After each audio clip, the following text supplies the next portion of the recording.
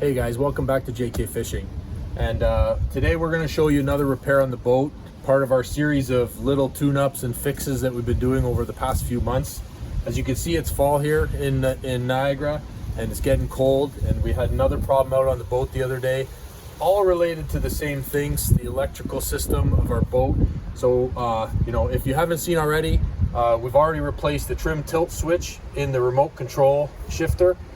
We've replaced the trim tilt wiring harness that connects the motor and the whole starting system to the ignition and the throttle control here. So stay tuned. What we're going to do today is show you how to replace the ignition switch, as well as to solve a little problem we're having with our gas gauge and our battery gauge here, voltage gauge. So stay tuned. We'll show you how to troubleshoot these things and fix them. One of the problems that we realize we need to solve for first before we start replacing anything with the ignition, where we need to be able to see the voltage in the boat, in the electrical system. We got a lot of moisture in here, and this has been happening a lot lately. Easy way to solve it is really with a hairdryer. This is actually a much higher heat gun that we have for shrink wrapping electrical cables and things like that. But what we're going to do is just blow it gently on here with some heat. It might take you 3 or 4 or 5 minutes. Don't get too close to the plastic glass here, because that's going to burn, which is something I experienced before. So just make sure you're keeping your distance. Turn the hair dryer on. Any hair dryer could do. Just make sure it's got relatively high heat, and just keep moving it. Don't go too close to the plastic.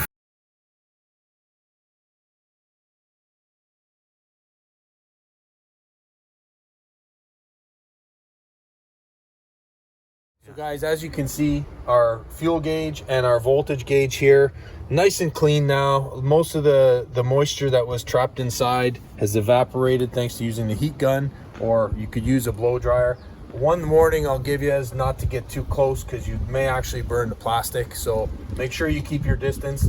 We could have gone a little longer, but I think we can see at least where the voltage and the fuel is at now. Okay? So guys, along with a lot of the other electrical problems we've been having on this boat since we bought it, one of the recent things that's been getting progressively worse for us is the ignition switch here.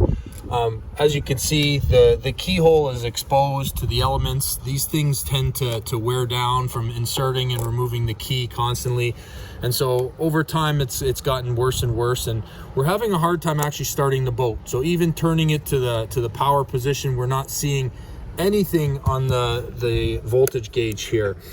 Turning it forward, we're not seeing the boat start either. And what we saw last time when we were out on the boat, we were actually able to get it started. Okay, as you can see, I can't get it started at all today. I'm kind of seeing things go. As you can see, the gauges are kind of funny. They're flickering back and forth when I turn the key. Eventually we can get it started if we play with it long enough. But then as we were driving in the boat, hitting the waves, something got banged and disconnected, and so there's a poor connection in here somewhere, and it actually shut the motor right off. So we're going to replace the whole ignition switch today. We're going to test the new one that we bought. So we picked one up the other day. Got this aftermarket model here, which is slightly different from the OEM 704 control box Yamaha ignition switch, but it should do the job. Why I like this one? Well, it was less than half the price of the OEM part from Yamaha, and it came within a day from Amazon. So we'll put a link in the bottom of the comments so that you guys can see where to get this. Hopefully it works the same. First, we're going to test it out, make sure that this is going to solve our problem.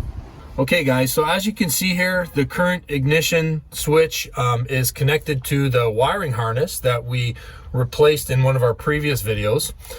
This one comes apart quite simply. Just squeeze and pull, and this is the piece that we're going to be replacing. What we can see over here is that there's actually 4 wires coming also from that ignition switch.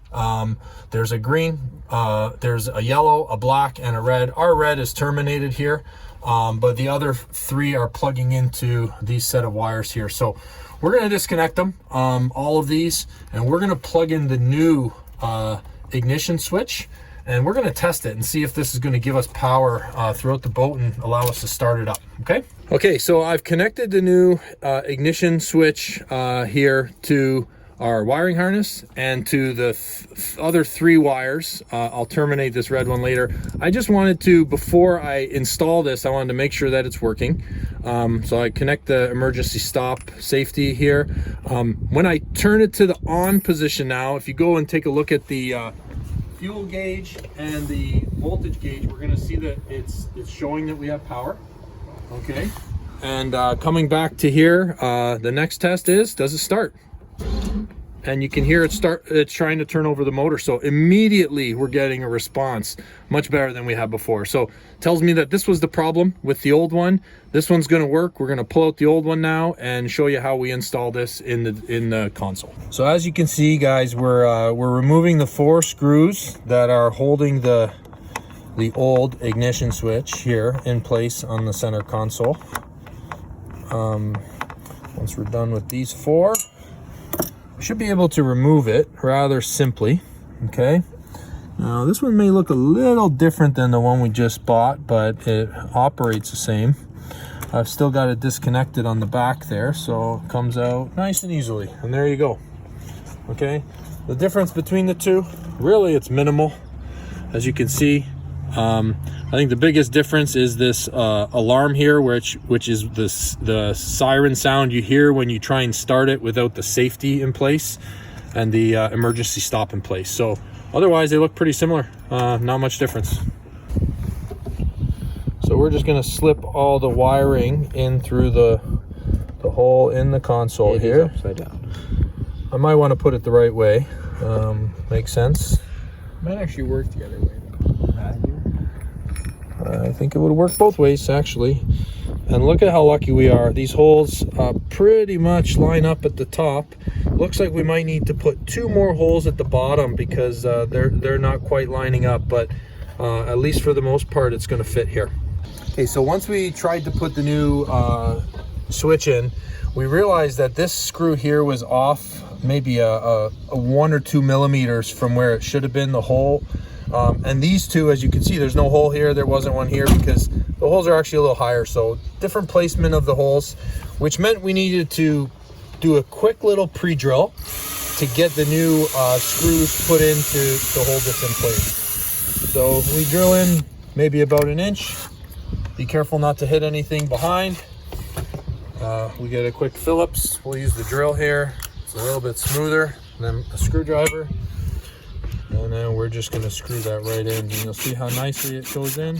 Hey guys, thanks again for joining us for our how-to series on a number of different electrical repairs that we've done on the boat this summer. We're getting ready to winterize it, put this thing away for the winter, as it's getting colder here now.